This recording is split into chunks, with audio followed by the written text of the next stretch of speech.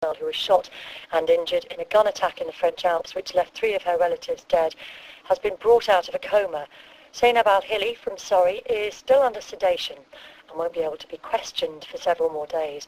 Her 4-year-old sister Zina, who also survived the shooting, has returned to the UK. Mark Williams-Thomas is a former detective and now works as a criminologist. Good morning, Mark. Good morning. We still are very much in the dark about what might have happened here, the motive of these killings, who was behind them. What are you reading into what you know of the investigation so far? Well, absolutely. In fact, I've been out there, I've seen the scene, and I've spoken to the prosecutor who's obviously leading the case. And it's perplexing to them as much as it is to the general public about what's taken place. There are a number of theories. There's some theories that can be ruled out, and there are other ones, of course, that have a stronger element to them. What is key now is really as quickly as possible to try and build up a picture of their timeline from the time they arrived in France to them being in an idyllic, isolated country lane as it heads up to the mountain, which really you wouldn't just happen upon. The chances are you're either going there specifically, or there's a possibility you could be going on a just exploring tour, but I think you would have turned back prior to ending up where they did. Yeah, so what else did you glean from seeing the crime scene yourself? Well, if it was an organised attack, and certainly someone who was very capable, then I think they would have planned it in a very different way. What they have done is left themselves in a position where they potentially could be identified, namely by 3 people. The RAF cyclist who turned up on the scene and actually saved probably the life of the 7-year-old in the way that he reacted and put her into the recovery position and provided emergency care to her. We of course have the 7-year-old who is now out of a coma. That coma was medically induced because of the injuries to her head. They will obviously be taking great care now to try and establish from her what she saw. And of course the 4-year-old, well, the 4-year-old has already said that she didn't see anything, she heard a lot of noise, but wasn't able to give anything crucial. So to me, the 2 key witnesses now are the cyclist. What information can he give about the 4x4 vehicle and the motorcycle that came down the hill at speed past him? But really the key witness is this 7-year-old. What did the 7-year-old see and hear while she was there? And more importantly, what was the reason that they were there? She'll be able to give that. She'll be able to say why we went to this location. So that is really, really crucial. But it would be a very, very delicate process talking to her, the unimaginable trauma that she has been through, and in fact, in some cases, in childhood traumas and in adult traumas as well, the information is not always there in her head to hand. The memory may not be there. No, we don't know the injury that she suffered, how serious that was, but what we sometimes don't give enough credit to the resilience of children. Indeed, at times, children are far more resilient than adults, and quite simply because they don't put the complexities and think of the ramifications that adults do about the way they talk.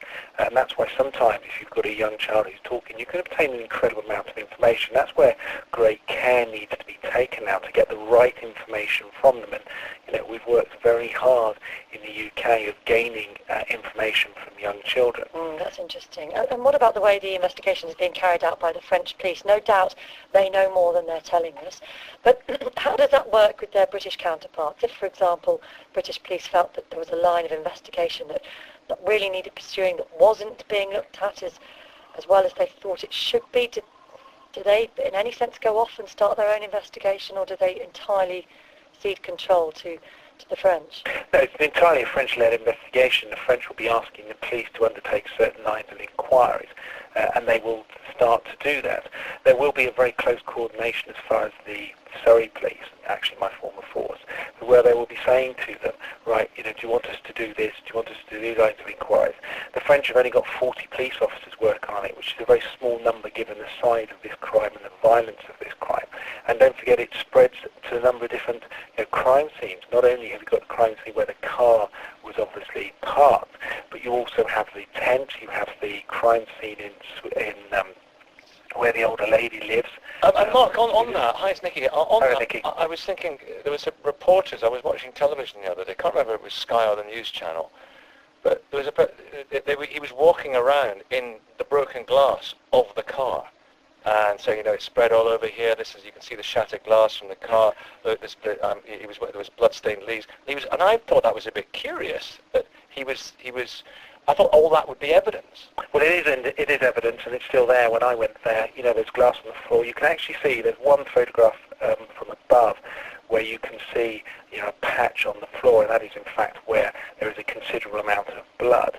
And the blood is really important because you never know, there may be blood that has come from the offenders, not just from the victims. And particularly in relation to the 7-year-old, because the 7-year-old took a shoulder shot. We don't know whether that's a forward shot or a rear shot. And of course, if it was a rear shot, it would explain potentially the 7-year-old running away and then hiding and then coming back. But I think what's key to this is trying to establish, is this somebody who happened upon, or they happened upon a deal or some crime taking place where they followed there, or was it an organised hit? And it's very easy to use this term, a professional hit. You can go and pay someone a couple of £100 to go and kill somebody. That's very different to a professional hit that's organised. And why I have doubt over the organisation of this hit is that if you wanted to get away from the crime scene, I only spent there 24 hours, and my exit route would not have been back down the hill. If you go round the corner and up the hill, you are out of that area without seeing anybody on a 20-mile track, which is quite suitable for a vehicle to get down, and you're away and no one will see you. But what they did is they came back down the hill, passing witnesses, because not only did they pass the RAF pedal cyclist, there were other people at the bottom of the hill, and indeed I spoke to a lady who owns the house right at the bottom, and she said, on that day there was quite a lot of people around.